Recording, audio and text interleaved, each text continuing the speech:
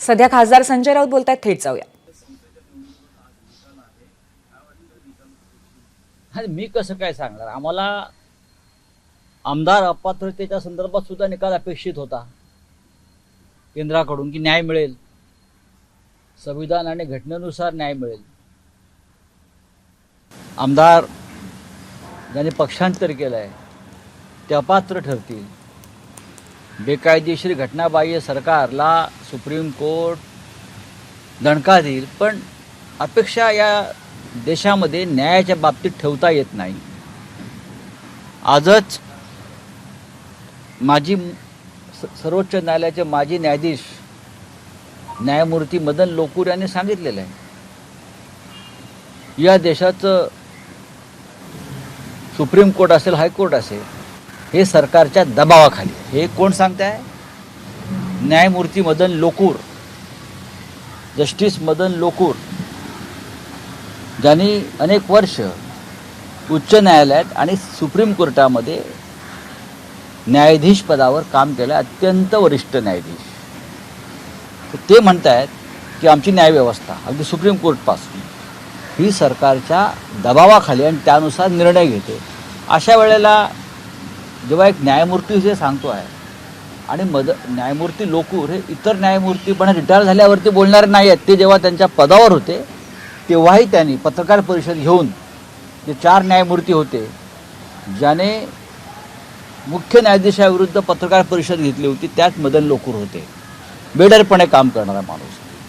त्यांनी सांगितलं न्याय मिळत नाही, न्यायासाठी दबाव येतो निकालासाठी, तर आम्हाला काय न्याय मिळणार. आणि म्हणूनच चंद्रचूड साहेबांनी जे काय 3 वर्ष मैदानावर खेळत राहिले, बॉल घासत राहिले बरं का, आणि विकेट घेतलीच नाही, त्यामुळे. बोला.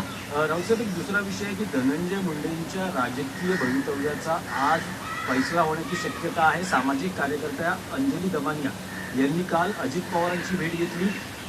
बीडमध्ये कशा पद्धतीने दहशत आहे, काय पुरावे आहेत, हे सगळे अजित पवारांना दाखवले. आज अजित पवारांची मुख्यमंत्री देवेंद्र फडणवीस काही होणार नाही, चर्चा आहे. काहीही होणार नाही.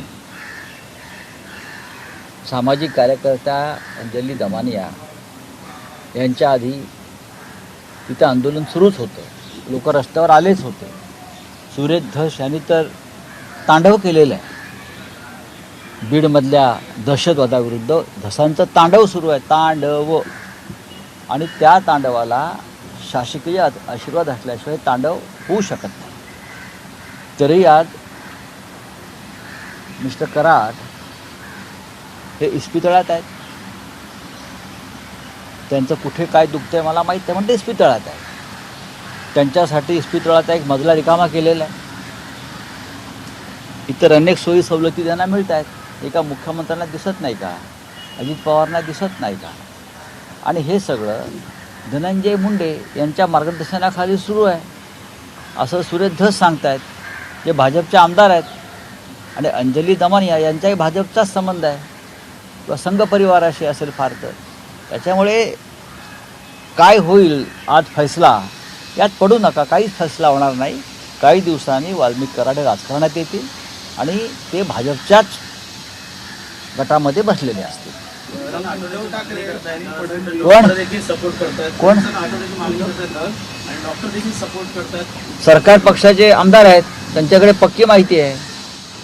धस साहेबांचं ऐकलं पाहिजे, धस साहेबांचं ऐकलं पाहिजे असं मी म्हणेन ना. ते त्या भागातले आमदार आहेत, त्यांना तिकडली परिस्थिती माहिती आहे. आम्ही मुंबईतून बोलणं योग्य नाही, आम्ही मुंबईतून बोलणं योग्य नाही. उद्धव ठाकरे आणि फडणवीस यांच्यामध्ये छोटी चर्चा सुरू आहे एकत्र येण्यासंदर्भात, आणि संजय राऊत हे अंधारात आहेत असं रवी राणा म्हणतायत. बोलू त्या, त्यांच्याकडे काय लक्ष देतं.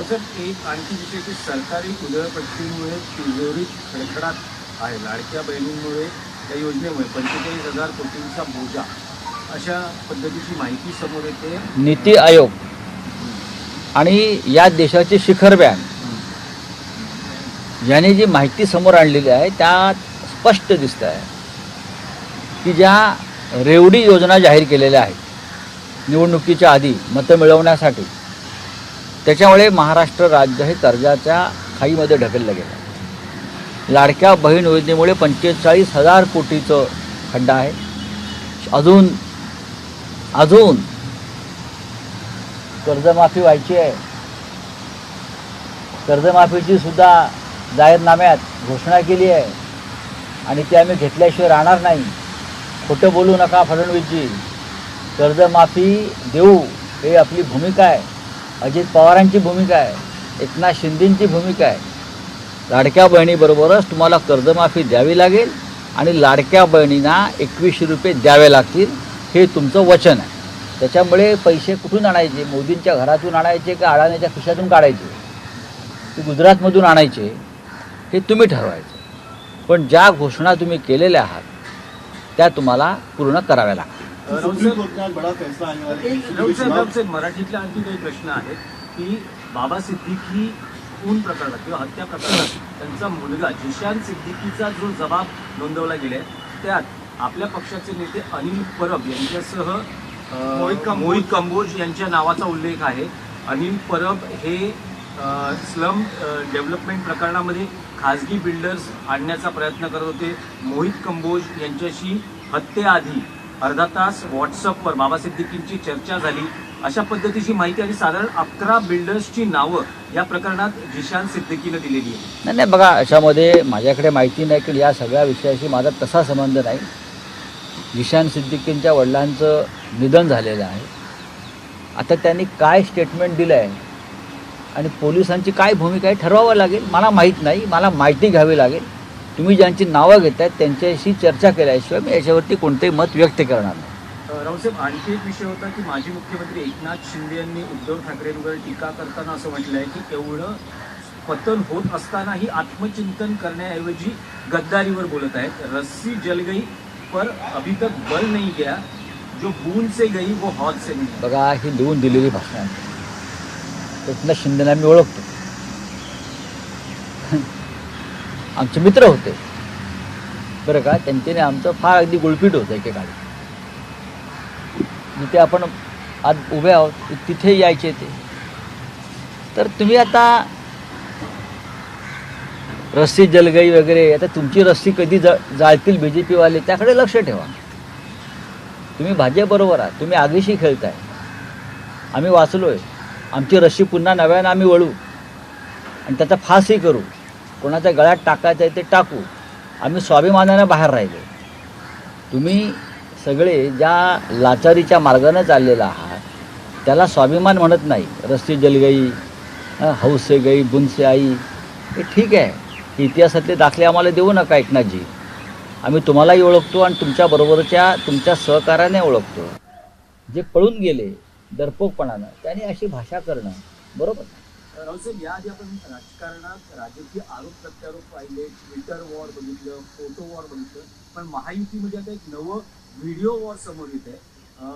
गोगावले आणि शिंदे शिवसेनेचे आमदार तटकरेंच्या व्हिडिओ बद्दल बोलतात की ते आम्ही बाहेर आणू. तर तटकरेंचे समर्थक किंवा त्यांचे जे कार्यकर्ते ते म्हणतात की आम्ही गुवाहाटीतले व्हिडिओ समोर आणू. मी याच्यावरती काय बोलणार किंवा आम्ही काय बोलू शकतो याच्यावर? हे गँगवॉर आहे. याला गँगवॉर म्हणतात मुंबईतल्या भाषेमध्ये. आणि हे गँगवॉर थांबलं नाही तर हे गँगवॉर रक्तपातापर्यंत जाईल की काय रायगडमध्ये, रायगडच्या रस्त्यावर. अशी आता आम्हाला भीती वाटते. रायगडमधले काही आमदार सुनील तटकरे यांच्या विरोधात ज्या भाषेचा वापर करतायत हा गँगवॉरच आहे किंवा जीवातून उठवण्याचाच एक भाषा केली आहे. आणि महाराष्ट्राच्या मुख्यमंत्र्यांनी जे गृहमंत्रीसुद्धा आहेत त्यांनी वेळीच या बाबींकडे गांभीर्यानं पाहिलं पाहिजे. एकनाथ शिंदेंनी पाहिलं पाहिजे, अजित पवारांनी पाहिलं पाहिजे. कारण त्याच्यामध्ये आमदार, खासदार आणि मंत्री यांचा सहभाग आहे या गँगवॉरमध्ये, पॉलिटिकल गँगवॉरमध्ये. आणि महाराष्ट्रासाठी अत्यंत चिंतेची आणि गंभीर बाब. रावसाहेब, शिवसेना युनिटीतलं आउट गोईंग अजूनही थांबलेलं नाही. तुम्ही नाशिक दौरा केला, तुम्ही मुंबईत परततात, तोपर्यंत नाशिकमधले तुमच्या पक्षाचे 3 माजी नगरसेवक शिंदे शिवसेनेत गेले. काल राजूल पटेल या शिवसेनेच्या रणरागिणी म्हणून ओळखल्या जाणाऱ्या त्याही शिंदे गटात गेलेल्या आहेत. तर हे त्यांच्याकडे असं का होतं हे त्यांना विचारा. परवाच्या अंधेरीच्या सभेत राजूल पटेल व्यासपीठावर होत्या ना. अंधेरीच्या सभेत राजूल पटेल व्यासपीठावर होत्या, सन्मानानं बसल्या होत्या. 3 दिवस झाले त्या गोष्टीला. 23 तारखेला त्या व्यासपीठावर होत्या, त्या सन्मानानं बसल्या होत्या. जोपर्यंत शिवसेनेचा मुख्यमंत्री म्हणजे उद्धव ठाकरे होत नाही तोपर्यंत चप्पल घालणार नाही अशी त्यांची भूमिका होती. आणि त्या अनवाणी फिरत होत्या बराच काळ. आता असं अचानक काय झालं, त्यांच्या पायाला कोणते काटे टोचले मला माहीत नाही, पण त्या खरोखरच संघर्ष करणाऱ्या कार्यकर्त्या होत्या, त्या खरोखरच निष्ठावान होत्या. आता नाशिकमधली माणसं गेली म्हणताय, ज्यांना जायचं आहे त्यांना तुम्ही किती थांबवण्याचा प्रयत्न केला तरी ते थांबणार नाही. पैशाचा मोह अफाट आहे आणि पैशाची ताकद राजकारणात वाढली. माणसं विकत घेतली जात आहेत, माणसांना भय दाखवलं जात आहे.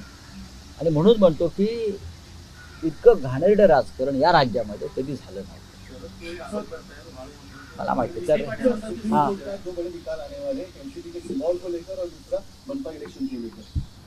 देखिए मनपा इलेक्शन के लेकर हम आज वेट करेंगे क्या निर्णय आता है. हमारी तो इच्छा है कि जो न्याय संगत है, तर्क संगत है, वो निर्णय आना चाहिए. लेकिन आज ही मैंने पढ़ा जस्टिस मदन लोकुर जो सुप्रीम कोर्ट के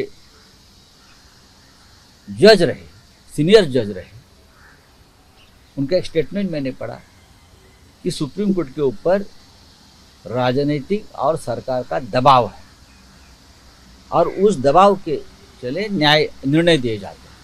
ऐसे में हम क्या एक्सपेक्ट करते हैं. हमें लगता था कि जस्टिस चंद्रचूड़ न्याय करेंगे. जो हमारे एमएलए है उनका डिस्क्वालिफिकेशन का केस उनके सामने चल रहा था. जो सरकार एक घटना बाह्य सरकार राज्य में बनी है, उनका फैसला उनके हाथ में था. जिस तरह से शिवसेना का सिंबल चुराया है उनका फैसला उन्हें देना था, लेकिन एक भी फैसला नहीं दिया और वो चले गए. उसका मतलब है जो जस्टिस लोकुर कहते हैं कि राजनीतिक दबाव है और उस दबाव के नीचे हमारा सुप्रीम कोर्ट काम कर रहा है. गार्डियन मिनिस्टर को लेकर एक वायरल वीडियो का शक्तिशाली हो गया, पॉलिटिकल वॉर शुरू हो चुका है. इसमें जनता का ये this is not political war. Mumbai के भाषा में उसे अंडरवर्ल्ड का गैंग वॉर बोलते हैं और ये गैंग वॉर सरकार में चल रही है और 3 गैंग है. 3 गैंग में ये गैंग वॉर चल रहा है. बीजेपी है, अजित पवार की पार्टी है और एकनाथ शिंदे की पार्टी. 3 पार्टी में एक खुंखार गैंग वॉर चल रहा है और गैंग वॉर इस हद तक गया है कि एक दूसरे के वीडियो, धमकियाँ, मारने की साजिश, ये सब चल रहा है. महाराष्ट्र की सरकार में अगर कोई गृह मंत्री है सचमुच उनका ज़मीर जाग उठा होगा तो देखिए क्या चल रहा है, नहीं तो खून खराबा मंत्रियों का हो जाएगा. Thank you. कांग्रेस या आम आदमी पार्टी के प्रमोशंस के लिए जाने वाले नहीं, हम कहीं नहीं जाएंगे.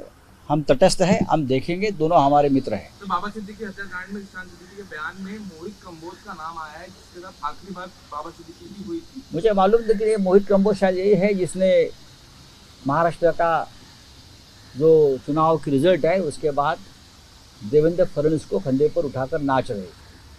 शायद लगता है यही व्यक्ति है. बराबर ना, यही है. एबीपी माझा, उघडा डोळे बघा नीट.